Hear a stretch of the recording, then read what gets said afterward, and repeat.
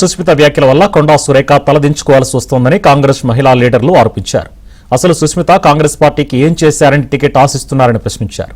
CM Revanth రెడ్డిని ఇష్టం వచ్చినట్లు తిడితే సహించేది లేదంటూ మండిపడ్డారు. నోటికి ఏమొస్తే అది మాట్లాడి నేను ఎవరికి భయపడను, నేను పెద్ద హీరోయిన్ని, ఏంటమ్మా అది రాజకీయ డైలాగులు, సినిమా డైలాగులు అందులో పనిచేస్తాయి కానీ ప్రజాక్షేత్రంలో పనికిరావు చెల్లే.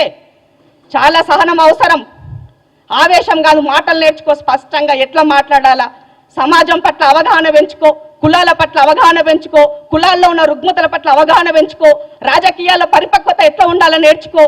అవి లేవు మనకి.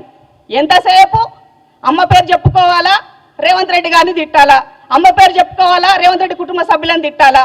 ఇది అమ్మ మన కల్చర్. కష్టం వస్తే బీసీ కార్డు వాడాలా. ఎస్, మా అక్కకు కష్టం వస్తే బీసీ బిడ్డలకు అండం ఉంటాం, మాట్లాడతాం. కానీ ఇట్లా కాదు కదా బహిరంగంగా 4 గోళ్ల మధ్య.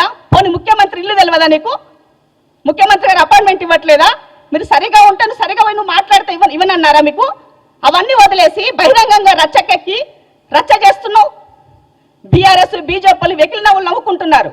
ఇదా నువ్వు చేసిందేంటి చెప్పు కాంగ్రెస్ పార్టీకి?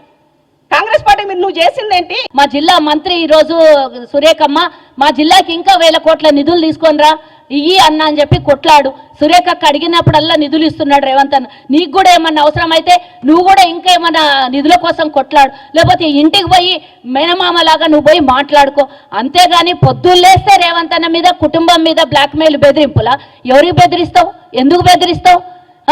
నీలా నువ్వు మాట్లాడినట్లా వాళ్ళు ఎవరన్నా సెక్రటేరియట్లా కాలు పెట్టినరా? అధికారికంగా ఏమన్నా ప్రభుత్వంలో పదవులు తీసుకున్నారా? లేకపోతే పార్టీలో ఎవరికన్నా వాళ్ళ ఇంట్లో పదవులు ఉన్నాయా? ఆ రోజే రేవంత్ అన్న చెప్పిండు, మా కుటుంబంలో ఎవరికి నేను పదవులు ఇయ్యను అని. ఈరోజు కొడంగల్లో రేవంత్ అన్న ముఖ్యమంత్రిగా 119 నియోజకవర్గాలను పూర్తి స్థాయిలో పనిచేయాలి, చూడాలి. రోజు 196 పనులు ఉంటాయి కాబట్టి ఆడ తిరుపతి అన్న పనిచేస్తాడు. అక్కడ కూడా నీ ఏడిపే. అరే బయటడెవడో అంటే మనం ఖండించాలి.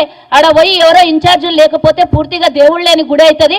ఆడ తిరుపతి అన్న చూసుకుంటున్నాడు, చూడాలి, తప్పేమున్నది. ఆయన ఏం అధికారికంగా ఇన్ఛార్జ్ అని ప్రకటించుకోలేదు, లేదా పార్టీ పదవి తీసుకొని ఆడ కూర్చోలేదు అని నువ్వు చెప్పాలి నీకు ఎవరైనా ప్రశ్నిస్తే. కానీ నువ్వు అడిగిన ప్రశ్నలకు మేము ఎక్స్ప్లెనేషన్ ఇవ్వాల్సినటువంటి అవసరం వచ్చింది. నేను బీసీ బిడ్డగా మా అమ్మకు అన్యాయం చేస్తున్నారు, మా నాన్నకు అన్యాయం చేస్తున్నారు అంటే ఒక్కింట్లో 3 పదవులు ఇస్తే న్యాయం అవుతుందా? పోనీ నీకు టికెట్ ఇస్తే న్యాయం అవుతుందా? నువ్వు ఎవరి కోసం కొట్లాడుతున్నావు? కేవలం నీ టికెట్ కోసమే రేవంత్ అన్న